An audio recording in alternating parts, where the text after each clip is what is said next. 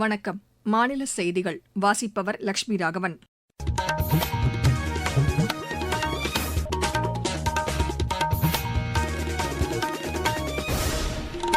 தலைப்புச் செய்திகள். சணலுக்கான குறைந்தபட்ச ஆதரவு விலை உயர்த்தப்பட்டிருப்பது சணல் விவசாயிகளுக்கு பெரிதும் பயனளிக்கும் என்று பிரதமர் திரு நரேந்திர மோடி கூறியுள்ளார். தமிழகத்தில் ஜல்ஜீவன் இயக்கத்தின் கீழ் 1 கோடிக்கும் மேற்பட்ட குடிநீர் குழாய் இணைப்புகள் வழங்கப்பட்டுள்ளதாக தகவல் ஒலிபரப்புத்துறை இணையமைச்சர் டாக்டர் எல். முருகன் தெரிவித்துள்ளார். கூட்டுறவு சங்கங்கள் மற்றும் வங்கிகளில் கடந்த 5 ஆண்டுகளில் காலியாக இருந்த 13,000 பணியிடங்கள் நிரப்பப்பட்டுள்ளதாக மாநில கூட்டுறவுத்துறை அமைச்சர் திரு கே. ஆர். பெரியகருப்பன் கூறியுள்ளார். தமிழகத்தில் திமுக ஆட்சியில் ஜவுளித்துறை முடங்கியுள்ளதாக பிஜேபி மாநில தலைவர் திரு நயினார் நாகேந்திரன் தெரிவித்துள்ளார். தேசிய சீனியர் கபடி போட்டியில் தமிழக அணி மணிப்பூர் அணியை வென்றது. இனி விரிவான செய்திகள். சணலுக்கான குறைந்தபட்ச ஆதரவு விலை உயர்த்தப்பட்டிருப்பது சணல் விவசாயிகளுக்கு பெரிதும் பயனளிக்கும் என்று பிரதமர் திரு நரேந்திர மோடி கூறியுள்ளார். இது தொடர்பாக சமூக வலைதளத்தில் அவர் வெளியிட்டுள்ள பதிவில், சணல் விவசாயிகளின் வாழ்க்கையை எளிதாக்குவதற்கான அனைத்து முயற்சிகளையும் அரசு மேற்கொண்டுள்ளதாக தெரிவித்துள்ளார். குறைந்தபட்ச ஆதரவு விலையை அதிகரிக்க எடுக்கப்பட்டுள்ள முடிவு உற்பத்தியையும் தரத்தையும் அதிகரிக்கும் என்று அவர் குறிப்பிட்டுள்ளார். இது நாடு முழுவதும் இதில் ஈடுபட்டுள்ள விவசாயிகளின் வருமானத்தை அதிகரிக்கும் என்று அவர் தெரிவித்துள்ளார். நாடு முழுவதும் ரயில்வே கட்டமைப்பை மேம்படுத்துவதற்கும் விரிவுபடுத்துவதற்கும் அரசு உறுதி பூண்டுள்ளது என்றும் பிரதமர் கூறியுள்ளார். இது தொடர்பாக மத்திய அமைச்சரவை மேற்கொண்ட முடிவுகள் பல்வேறு மாநிலங்களில் பொருளாதார வளர்ச்சியை துரிதப்படுத்துவதுடன் வேலைவாய்ப்பு மற்றும் சுற்றுலாவை அதிகரிக்கும் என திரு நரேந்திர மோடி தெரிவித்துள்ளார்.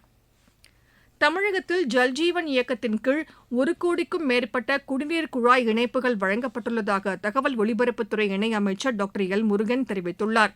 சென்னையில் மத்திய மக்கள் தொடர்பகம் சார்பில் ஏற்பாடு செய்யப்பட்ட மத்திய அரசின் நலத்திட்டங்கள் வழங்கும் விழாவில் பேசிய அவர், தமிழகத்தில் 40 லட்சம் இலவச சமையல் எரிவாயு இணைப்புகள் வழங்கப்பட்டுள்ளதாக கூறினார்.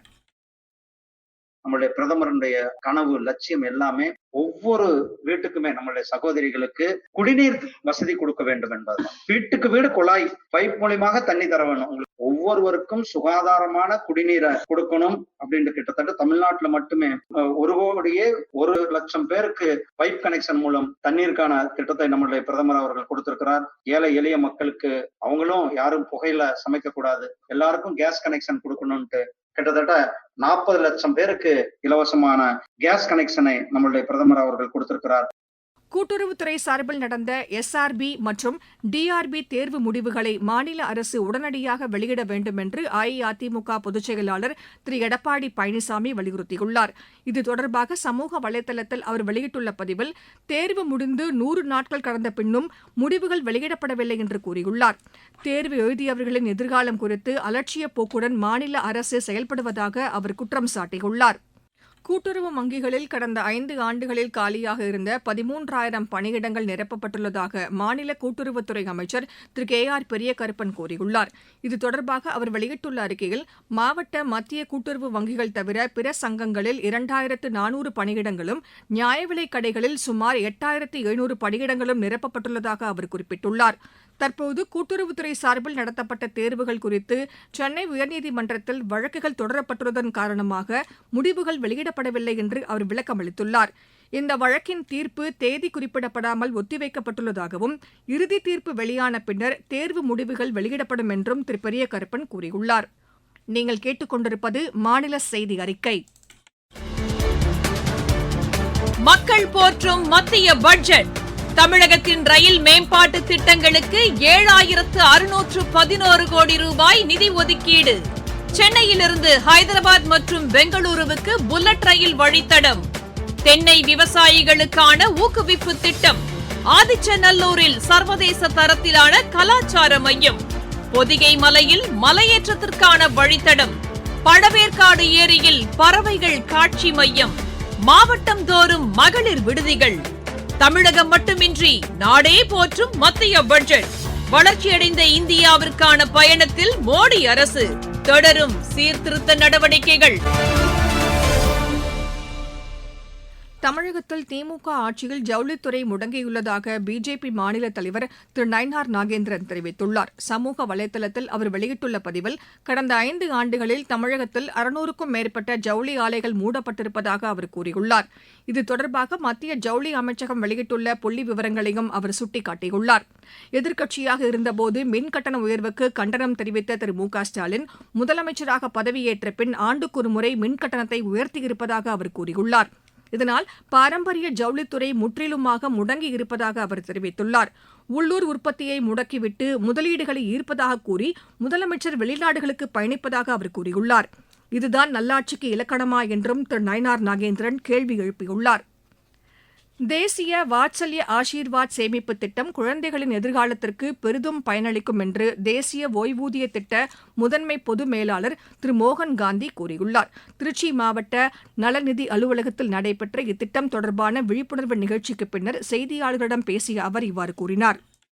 பிஎஃப்ஆர்டியில் வந்து என்பிஎஸ் வாத்சல்யான்னு ஒரு ஸ்கீம் இருக்கு. ஸோ அதை வந்து ப்ரொமோட் பண்ணுறதுக்கான இது போஸ்டர் காம்படிஷன் நடத்தணும். 120 ஸ்கூல் ஸ்டூடெண்ட்ஸ் வந்து கலந்துக்கிட்டாங்க. திருச்சியில் உள்ள வேரியஸ் ஸ்கூல்ஸ்லேருந்து கலந்துக்கிட்டாங்க. பிஎஃப்ஆர்டியோட இன்னொரு ப்ராடக்ட் என்பிஎஸ் வாத்சல்யாங்கிறது. இது வந்து சில்ட்ரனுக்காக 18 வயசு வரைக்கும் உள்ள பசங்களுக்காக உள்ளது. அவங்க அப்பா அம்மா வந்து அக்கௌண்ட் ஓப்பன் பண்ணலாம். அவங்க அப்பா அம்மாவுக்கு டேக்ஸ் பெனிஃபிட்டும் கிடைக்கும். இது வந்து லாங் டேர்ம் சேவிங்ஸை வந்து இன்கல்கேட் பண்ணுறதுக்கான scheme. Savings plus tax benefit, இது இன்வெஸ்ட்மெண்ட் எல்லாமே சேர்ந்தது. ஸோ 18 வயசு வரைக்கும் வச்சுக்கலாம். அதுக்கப்புறம் வந்து இந்த அக்கௌண்ட் க்ளோஸ் பண்ணிக்கலாம். 18 வயசுலேருந்து 21 வயசு வரைக்கும் இந்த அக்கௌண்ட்டை கண்டினியூ பண்ணலாம். அதுக்கப்புறம் நார்மல் என்பிஎஸ் அக்கௌண்ட்டை மாற்றிக்கலாம். அந்த பசங்க மேஜர் ஆனதும் இல்லை வந்து நான் என்பிஎஸ் அக்கௌண்ட்லேருந்து நான் வேண்டாம் அப்படின்னாலும் அவங்க வந்து க்ளோஸ் பண்ணிட்டு 8 லட்சம் வரைக்கும் பணமாக இருந்தால் எடுத்துகிட்டு போயிடலாம். ஸோ இது வந்து கிட்டத்தட்ட 9.5% ரிட்டர்ன்ஸ் கொடுத்துருக்கு இது வரைக்கும். ஸோ இதை வந்து இந்த அக்கௌண்ட் ஓப்பன் பண்ணுறதுக்கு நீங்கள் ஆன்லைனாகவும் பண்ணலாம். இல்லை வந்து எனி பேங்க்ஸ் இந்த பேங்க்கு போய் இந்த அக்கௌண்ட் ஓப்பன் பண்ணிக்கலாம்.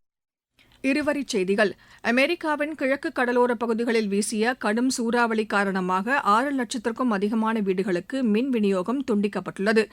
பிரதமர் திரு நரேந்திர மோடியை மணிப்பூர் முதலமைச்சர் திரு யும்நாம் கேம்சந்த் சிங் புதுதில்லியில் நேற்று சந்தித்து பேசினார்.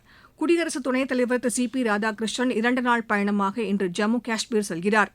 வளைகுடா ஒத்துழைப்பு கவுன்சில் தலைவர் ஜெனரல் ஐசே முகமது அல் புதைபியுடன் வெளியுறவுத்துறை அமைச்சர் டாக்டர் ஜெய்சங்கர் புதுதில்லியில் நேற்று ஆலோசனை மேற்கொண்டார். இன்று முதல் 3 நாட்களுக்கு பீகார் மாநிலத்தில் பயணம் மேற்கொள்ளும் மத்திய உள்துறை அமைச்சர் திரு அமித் ஷா அங்கு பல்வேறு வளர்ச்சித் திட்டங்களை தொடங்கி வைக்கிறார். மத்திய வேளாண் அமைச்சர் திரு சிவராஜ் சிங் சௌஹான் தில்லியில் இன்று வேளாண் அறிவியல் விழாவை தொடங்கி வைக்கிறார். நிலையான வளர்ச்சி தொடர்பான சர்வதேச மாநாட்டை புதுதில்லியில் மத்திய சுற்றுச்சூழல் துறை அமைச்சர் திரு பூபேந்தர் யாதவ் இன்று தொடங்கி வைக்கிறார். திண்டுக்கல் மாவட்டம் ஒட்டன்சத்திரத்தில் 5 கோடி ரூபாய் மதிப்பிலான வளர்ச்சித் திட்டப் பணிகளை மாநில அமைச்சர் திரு சக்கரபாணி தொடங்கி வைத்தார். தேனியில் சட்டப்பேரவைத் தேர்தல் முன்னேற்பாட்டு பணிகள் குறித்து மாவட்ட ஆட்சியர் திரு ரஞ்சித் சிங் தலைமையில் ஆலோசனைக் கூட்டம் நடைபெற்றது. திருவாரூர் மாவட்டம் மன்னார்குடி பால் உற்பத்தியாளர்கள் கூட்டுறவு சங்கத்தில் உற்பத்தியாளர்களுக்கான கொள்முதல் ஊக்கத்தொகையை மாநில அமைச்சர் திரு டி.ஆர்.பி. ராஜா வழங்கினார். நகைகளுக்கான தரநிலைகள் குறித்து நகை விற்பனையாளர்களுக்கான விழிப்புணர்வு நிகழ்ச்சி ராணிப்பேட்டையில் தர நிர்ணய அமைப்பின் சார்பில் நடத்தப்பட்டது. கிருஷ்ணகிரியில் மா சாகுபடி குறித்த மாவட்ட அளவிலான கருத்தரங்கு ஆட்சியர் திரு தினேஷ்குமார் தலைமையில் நடைபெற்றது. திருப்பத்தூர் மாவட்டம் ஆம்பூர் சட்டப்பேரவை தொகுதியில் பல்வேறு வாக்குச்சாவடி மையங்களில் மாவட்ட ஆட்சியர் திருமதி சிவசவுந்தரவல்லி மற்றும் மாவட்ட காவல் கண்காணிப்பாளர் ஷியாமலாதேவி ஆய்வு செய்தனர். சென்னை எண்ணூர் கத்திவாக்கத்தில் புதுப்பிக்கப்பட்ட பேருந்து நிலையத்தை துணை முதலமைச்சர் திரு உதயநிதி ஸ்டாலின் திறந்து வைத்தார். சென்னையில் காவலர் குறைதீர்ப்பு முகாம் மாநகர காவல் ஆணையர் திரு அருண் தலைமையில் நடைபெற்றது. சென்னையில் தனியார் துறை வேலைவாய்ப்பு முகாம் வரும் 28ஆம் தேதி சைதாப்பேட்டையில் உள்ள தமிழ்நாடு திறந்தநிலை பல்கலைக்கழகத்தில் நடைபெற இருப்பதாக மாவட்ட ஆட்சியர் திருமதி ரஷ்மி சித்தார்த் ஜெகடே தெரிவித்துள்ளார். தமிழகத்தின் தென் மாவட்டங்களில் சில இடங்களிலும் வட மாவட்டங்களில் ஓரிரு இடங்களிலும் இன்று லேசான மழை பெய்யக்கூடும் என்று சென்னை வானிலை ஆய்வு மையம் தெரிவித்துள்ளது. சென்னை, சேலம், தருமபுரி, கிருஷ்ணகிரி ஆகிய மாவட்டங்களில் அதிகாலை நேரங்களில் இன்றும் நாளையும் லேசான பனிமூட்டம் நிலவக்கூடும் என்றும் அந்த மையம் கூறியுள்ளது. விளையாட்டுச் செய்தி. தேசிய சீனியர் ஆடவர் கபடி போட்டியில் தமிழக அணி மணிப்பூர் அணியை வென்றது. குஜராத்தின் வதோதராவில் நேற்று தொடங்கிய இப்போட்டியில் தமிழகம் 75-16 என்ற புள்ளிக்கணக்கில் வெற்றி பெற்றது. நேற்று நடைபெற்ற மற்ற ஆட்டங்களில் சண்டிகர் ஜார்க்கண்டையும், ரயில்வே அணி ஒடிஷாவையும், பஞ்சாப் குஜராத்தையும், உத்தரப்பிரதேசம் விதர்பா அணியையும் வென்றன. மீண்டும் தலைப்புச் செய்திகள்.